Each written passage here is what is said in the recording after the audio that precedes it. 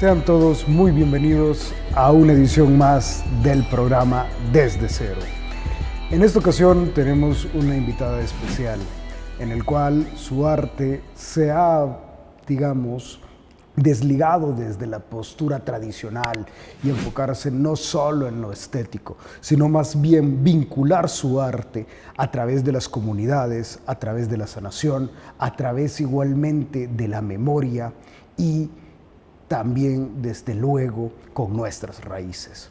En este caso tenemos de invitada a la artista Dariana Torres. Un gusto, Dari, y Encantada. es un grandísimo placer para nosotros como Centro de Arte y Cultura tenerte el día de hoy en este programa Desde Cero, que lo que buscamos es que todo el público conozca a nuestros artistas desde cero, es decir, conocerlos quiénes son y conocer sus proyectos, que es sumamente importante, es una labor que como pueblo hondureño debemos de conocer a nuestros artistas y además de ello también valorizar el gran trabajo igualmente que ustedes realizan como trabajadores de la cultura. Entonces, muy agradecido, Dari, por aceptar esta invitación y comencemos desde cero, conociéndote. ¿Quién es Dariana Torres y cómo se incursiona en el arte? Bueno, primero que me gusta decirlo, soy originaria de Guaymaca, a mucho orgullo, de una comunidad cercana a Tegucigalpa, a 90 kilómetros. Para mí es importante decirlo porque saber de dónde venimos, de las comunidades que venimos y a quienes representamos, es importante decirlo. Vengo de ahí, de una familia trabajadora. Esas son las raíces, Sí, esas son esas raíces. de un clan familiar de mujeres también que me han transmitido como ese trabajo fuerte de las mujeres. Esa podría decir que es como mi raíz. Qué lindo, qué Sí. lindo. Y bueno, luego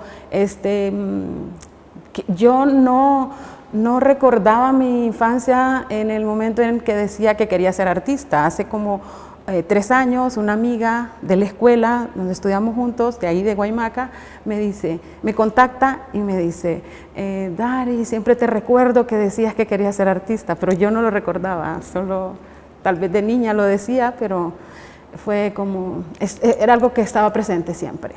Y luego tengo un tío que él estudió en Bellas Artes, entonces a raíz de ahí como recordaba sus conversaciones, los materiales, cuando llegaba de clases con las maletas llenas de pintura. Y luego él me heredó mi primer caja de pinturas. Creo que ahí como surge un poco la inquietud y cada vez que él llevaba un trabajo de Bellas Artes para hacer el fin de semana en el pueblo, yo estaba ahí con él. Viendo qué hacía, qué materiales utilizaba y le ayudaba y le pedía que estar ahí siempre. Entonces creo que fue un poco como ese incentivo que me motivó a explorar el tema de las artes.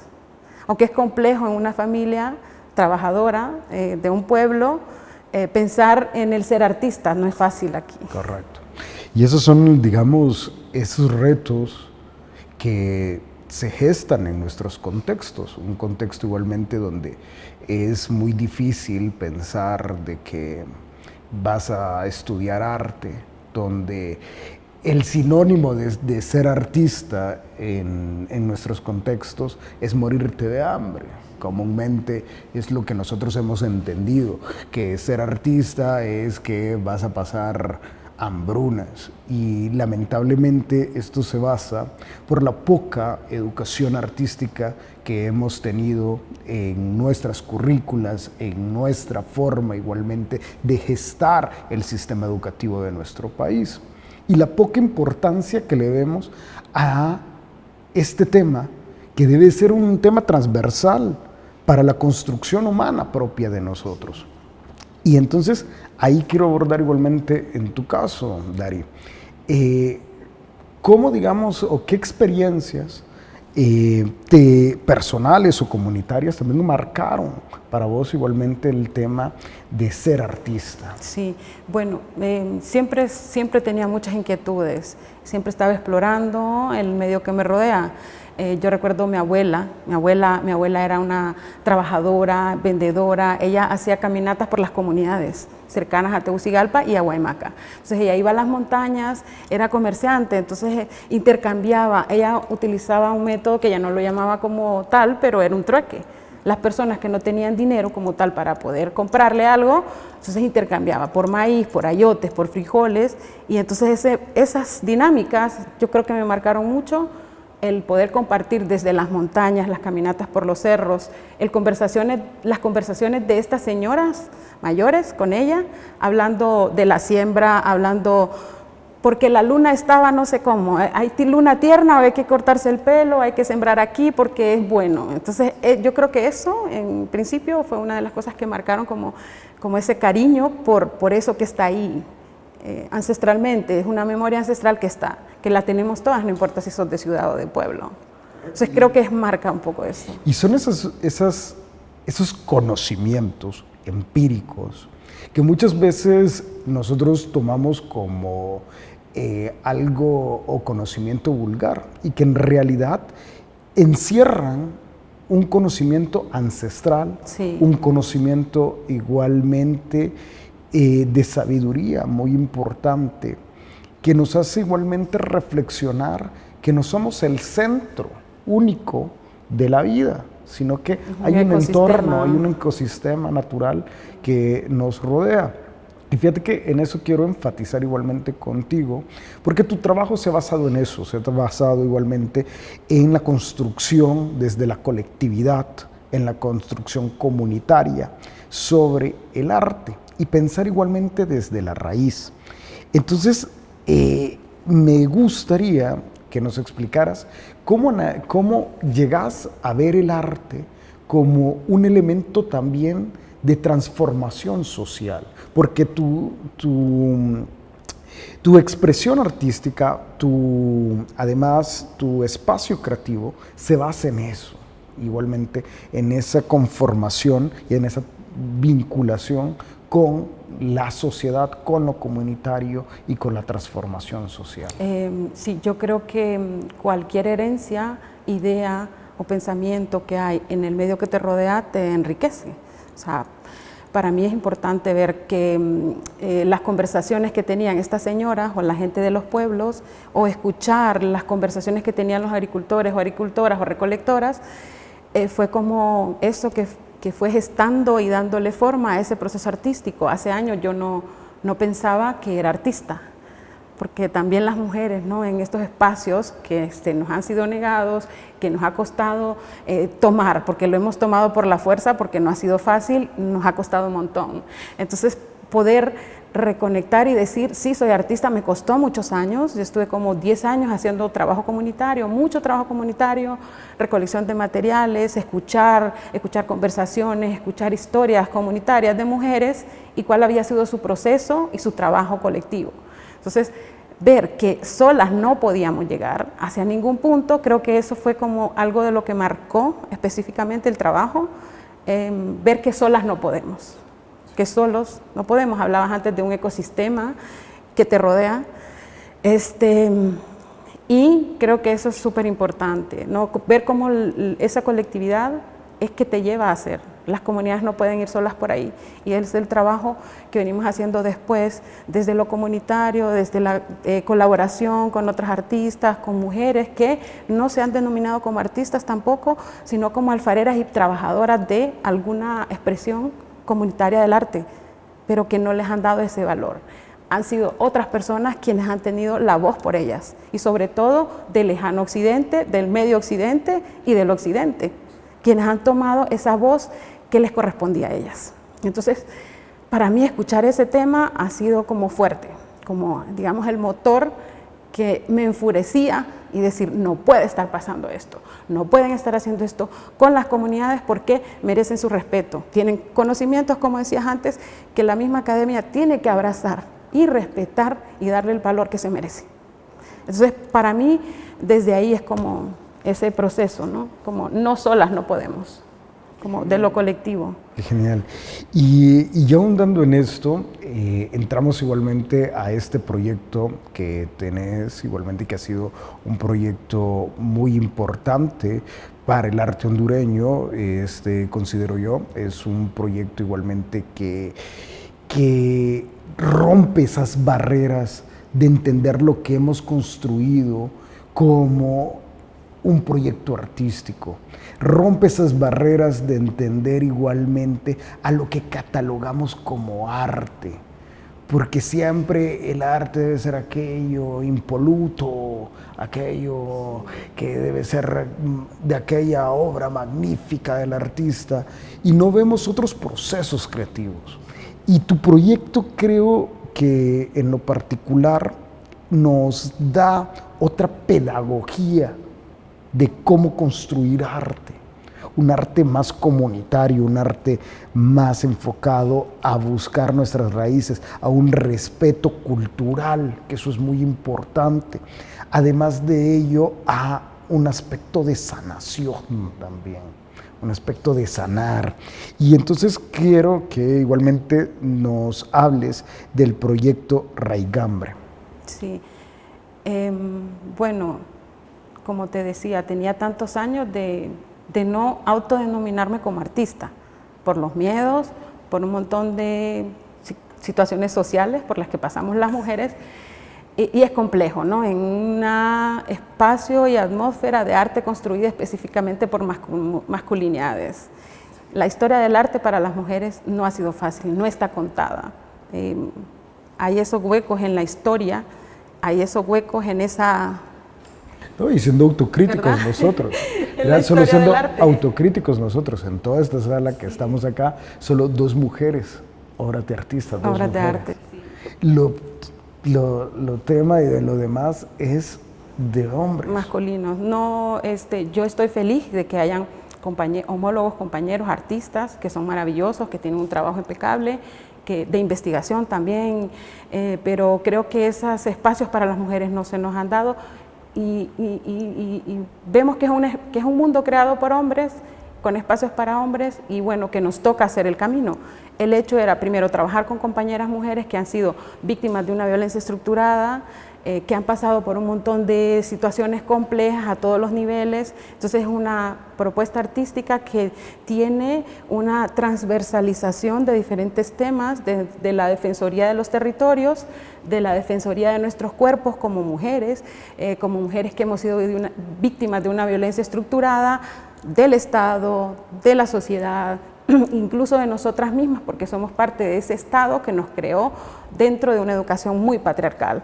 Entonces, como tocar esto, tocar todas las defensorías, pero desde los cuerpos femeninos, desde estas mujeres que cuidan, que son defensoras del territorio, que son defensoras de la naturaleza, que son y acompañan procesos psicosociales a otras compañeras. Fue algo que siempre vino redundando, y luego ver que desde las propias comunidades, las mujeres alfareras, por ejemplo, en el grupo, son personas que yo conocí en procesos de trabajo, que se hicieron comunitarios, pero que escuchaba sus conversaciones y veía ese dolor que traían permanentemente en sus cuerpos y en su memoria. El ver que personas no hondureñas, que no son de los territorios, utilizaran como un medio de producción económica para sus fines, pero luego las comunidades continuaban empobrecidas, continuaban siendo víctimas de la miseria. Utilizaban sus conocimientos ancestrales, un extractivismo de los conocimientos ancestrales y de esa memoria que nos atraviesa todos los cuerpos de las mujeres. Entonces se invitó a ese grupo de mujeres que yo ya reconocía durante 10 años, de las que conversábamos mucho, y bueno, yo llamé un día a América de Mujeres en las Artes, en la noche, era uno de esos días muy creativos que estaba trabajando, pero yo no paraba de pensar en esto, y entró como una necesidad que iba a explotar, ¿sabes? Como del pecho, es como, esto ya no puede esperar que pase más tiempo, y yo la llamé y le dije, mira América, quiero hacer esto, esto y esto. No tenemos presupuesto, ¿usted cree que me puede echar la mano o prestar el espacio para hacer los encuentros psicosociales? Y ella escuchó abrazó la idea y yo estaba como feliz. No sabía cómo vamos a encontrar económicamente todo para poder traer, porque invitamos a compañeras de Roatán, de muchas comunidades, de Trujillo, de Amarateca, que venían de Yamaranguila, que venían del sur, de la zona sur. Y entonces estamos ahí tratando de hacer este proceso psicosocial, que fuese primero una experiencia de cuidados para luego continuar con un proceso creativo. Y la recolección de los materiales fueron todos recolectados en algún momento para poder utilizarlos. Materiales que yo recolecté durante 10 años en todas las comunidades con las mismas compañeras. Entonces la idea no era presentar una obra que yo iba a hacer desde la soledad, con los materiales de sus propias comunidades, hablando de ellas sin poderles incluir. Para mí era súper importante que la gente conociera sus rostros, que conociera sus voces, que les mirara la cara, porque muchos artistas también, puedo decir, de fuera del país llegan, o estudiosos o científicos o académicos llegan, hacen un extractivismo de los conocimientos ancestrales, se llevan al conocimiento, a veces ni siquiera son antropólogos o antropólogas o científicos, solo llegan a las comunidades y ahí se enteraron que ahí había algo importante que había que conocer, pero no a través de las mismas comunidades, sino a través de ellos. Esa como apropiación occidentales, cultural. sí, en un extractivismo de los saberes ancestrales que es tremendo, que es fuerte y que hace 30, 40 años, 50 años en Honduras ni se planteaba, que las organizaciones internacionales ni siquiera se lo planteaban. Entonces era como, aquí hacemos lo que se pueda porque es una tierra de nadie, es una tierra donde no hay derechos, donde no se respeta a nadie.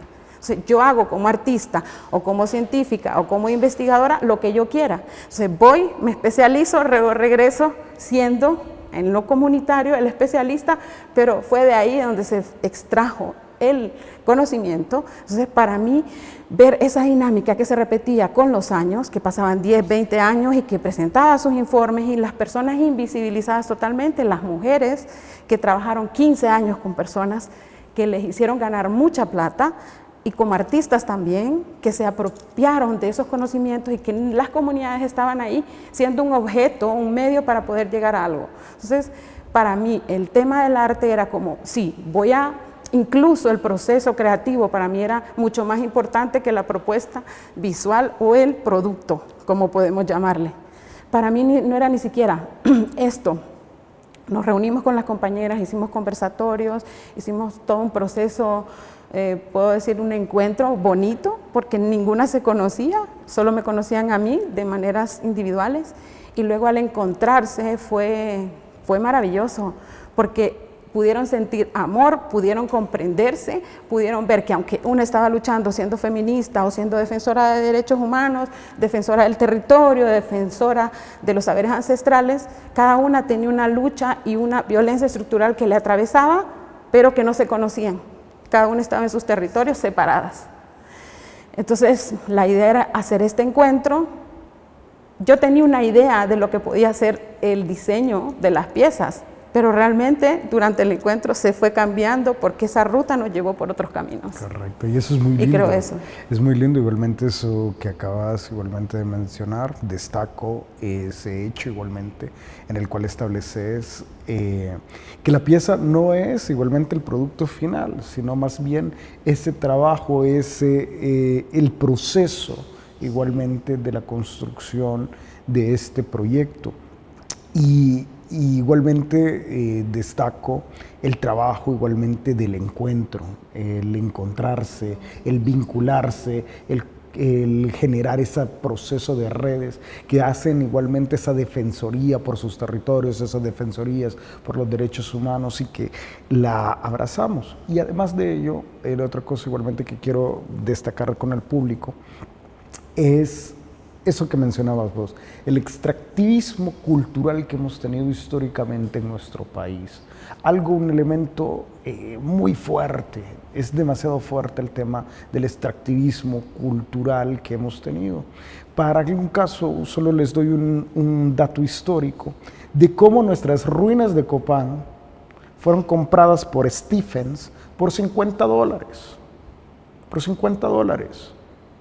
Y desde ahí hemos visto cómo los extranjeros, esa apropiación cultural, hemos tenido dependiendo de los estudios que hagan otras universidades para conocer lo nuestro.